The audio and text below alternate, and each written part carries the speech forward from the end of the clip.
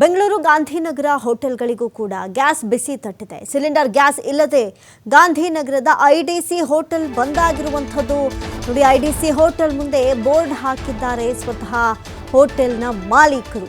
ಅನಿಲ ಪೂರೈಕೆ ಸಮಸ್ಯೆಯಿಂದ ಹೋಟೆಲನ್ನು ಬಂದ್ ಮಾಡಿದ್ದೇವೆ. ನಿತ್ಯ ಐಡಿಸಿ ಹೋಟೆಲ್ಗೆ ಭಾರೀ ಸಂಖ್ಯೆಯಲ್ಲಿ ಜನರು ಬರ್ತಾ ಇದ್ರು, ಅಂದರೆ ಗ್ರಾಹಕರು ಬರ್ತಾ ಇದ್ರು. ಆದರೆ ಗ್ಯಾಸ್ ಕೊರತೆಯಿಂದಾಗಿ ಈ ಅಭಾವದಿಂದಲೇ ಹೋಟೆಲನ್ನು ಕ್ಲೋಸ್ ಮಾಡಲಾಗಿದೆ ತಾತ್ಕಾಲಿಕವಾಗಿ ಎನ್ನುವಂಥ ಬೋರ್ಡನ್ನು, ನಾಮಫಲಕಗಳನ್ನು ಹಾಕಲಾಗಿದೆ. ನೀವು ಒಂದು ಕಡೆ ದೃಶ್ಯಾವಳಿಗಳಲ್ಲಿ ಗಮನಿಸ್ತಾ ಇದ್ದೀರಿ. ಅನಿಲ ಪೂರೈಕೆ ಸಮಸ್ಯೆಗಳಿಂದಾಗಿ ಮುಂದಿನ ಸೂಚನೆ ಬರುವವರೆಗೂ ಔಟ್ಲೆಟನ್ನು ಮುಚ್ಚಲ್ಪಡುತ್ತೆ ಅಂತ ಹೇಳಿ ನಾಮಫಲಕವನ್ನು ಹಾಕಿ ಗ್ರಾಹಕರಿಗೆ ಇನ್ಫಾರ್ಮೇಷನ್ ಅನ್ನು ರವಾನೆ ಮಾಡೋದಕ್ಕೆ ಮುಂದಾಗ್ತಾ ಇದ್ದಾರೆ.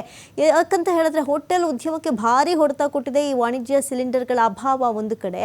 ಆದರೆ ಇದೀಗ ಗಾಂಧಿನಗರದ ಪ್ರಖ್ಯಾತಿಯನ್ನು ಪಡೆದುಕೊಂಡಿದ್ದಂಥ ಐಡಿಸಿ ಹೋಟೆಲನ್ನು ಕೂಡ ಬಂದ್ ಮಾಡಲಾಗಿದೆ. ಭಾರಿ ಸಂಖ್ಯೆಯಲ್ಲಿ ಜನ ಇಲ್ಲಿಗೆ ಬರ್ತಾ ಇದ್ರು, ಗ್ರಾಹಕರು ಇಲ್ಲಿಗೆ ಬರ್ತಾ ಇದ್ರು.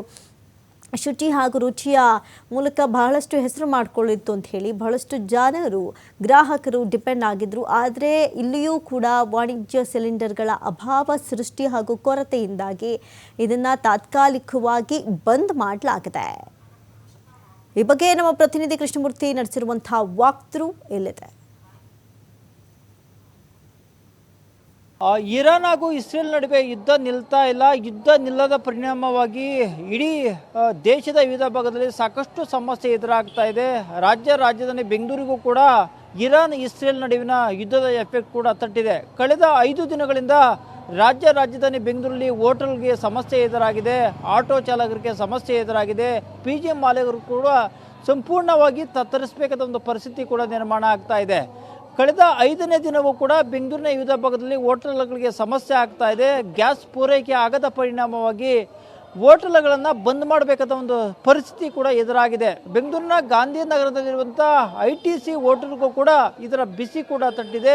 ಇವತ್ತು ಸಹ ಬೆಂಗಳೂರಿನ ITC ಹೋಟೆಲನ್ನು ಬಂದ್ ಮಾಡುವಂಥ ಪರಿಸ್ಥಿತಿ ಎದುರಾಗಿದೆ. ನಾನು ಬೆಂಗಳೂರಿನ ಗಾಂಧಿನಗರದ ITC ಹೋಟೆಲ್ ಮುಂಭಾಗ ಇದ್ದೀನಿ. ಇಲ್ಲಿ ಯಾವ ರೀತಿ ಪರಿಸ್ಥಿತಿ ಇದೆ ಅಂತ ಇವತ್ತು ತೋರಿಸುವಂಥ ಪ್ರಯತ್ನ ಮಾಡ್ತೀನಿ.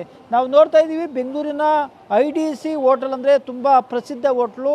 ಪ್ರತಿನಿತ್ಯ ಸಾವಿರಾರು ಜನ ಈ ಹೋಟೆಲ್ಗೆ ಇಡ್ಲಿ, ದೋಸೆ, ಕಾಫಿ ತಿನ್ನೋಕ್ಕೆ ಅಂತ ಬರ್ತಾಯಿದ್ರು. ಆದರೆ ಕಳೆದ ಕೆಲ ದಿನಗಳಿಂದ ಈ ಹೋಟೆಲ್ಗೆ ಸರಿಯಾದಂಥ ರೀತಿಯಲ್ಲಿ ಅನಿಲ LPG ಗ್ಯಾಸ್ ಪೂರೈಕೆ ಆಗ್ತಾ ಇಲ್ಲ. ಹೀಗಾಗಿ ಪೂರೈಕೆ ಆಗದ ಕಾರಣದಿಂದಾಗಿ ಈ ಹೋಟೆಲ್ಗೆ ಸಂಪೂರ್ಣವಾಗಿ ಪರದೆಯನ್ನು ಎಳೆದಿದ್ದಾರೆ, ಅಂದರೆ ಕ್ಲೋಸನ್ನು ಮಾಡುವಂಥ ಪ್ರಯತ್ನ ನಡೆದಿದೆ. ಈಗಾಗಲೇ ITC ಹೋಟೆಲ್ ಮುಂಭಾಗ ಒಂದು ಬೋರ್ಡನ್ನು ಹಾಕಲಾಗಿದೆ.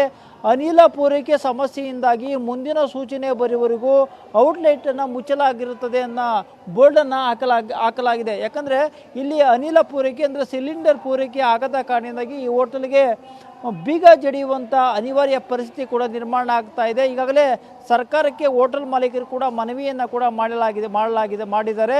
ಯಾಕಂದರೆ ನಮಗೆ ಸರಿಯಾದಂಥ ರೀತಿಯಲ್ಲಿ ಗ್ಯಾಸ್ ಸಪ್ಲೈ ಆಗ್ತಾ ಇಲ್ಲ, ಕೂಡಲೇ ನಮಗೆ ಗ್ಯಾಸ್ಗಳನ್ನು ಕೊಡಿ ಅಂತ ಮನವಿಯನ್ನು ಸರ್ಕಾರಕ್ಕೆ ಮಾಡಿದ್ದಾರೆ. ಆದರೆ ಬೆಂಗಳೂರಿನ ಬಹುತೇಕ ಹೋಟೆಲ್ಗಳ ಪರಿಸ್ಥಿತಿ ಇವತ್ತು ಸಹ ಇದೇ ರೀತಿಯಲ್ಲಿ ಇದೆ. ಗ್ಯಾಸು ಸರಿಯಾದಂಥ ರೀತಿಯಲ್ಲಿ ಸಪ್ಲೈ ಆಗದ ಕಾರಣದಿಂದಾಗಿ ಬೆಂಗಳೂರಿನ ಗಾಂಧಿನಗರದ ITC ಹೋಟೆಲು ಸಹ ಬೀಗ ಜಡಿದಿದ್ದಾರೆ. ಅನಿಲ ಪೂರೈಕೆ ಆಗುವವರೆಗೂ ಸದ್ಯದ ಮಟ್ಟಿಗೆ ಈ ಹೋಟೆಲ್ ಓಪನ್ ಆಗೋದು ಅನುಮಾನ ಅಂತ ಕಾಡ್ತಾ ಇದೆ. ಬೆಂಗಳೂರಿನ ಕೇವಲ ಇದೊಂದೇ ಹೋಟೆಲ್ ಮಾತ್ರ ಅಲ್ಲ, ಬೇರೆ ಬೇರೆ ಭಾಗದಲ್ಲಿ ಬೇರೆ ಬೇರೆ ಹೋಟೆಲ್ ಕೂಡ ಇದೇ ರೀತಿಯ ಸಮಸ್ಯೆ ಕೂಡ ಎದುರಾಗಿರುವಂಥದ್ದು. ಕ್ಯಾಮ್ರಾಮನ್ ಬಾಲು ಜೊತೆ ಕೃಷ್ಣ, TV5 ಬೆಂಗಳೂರು.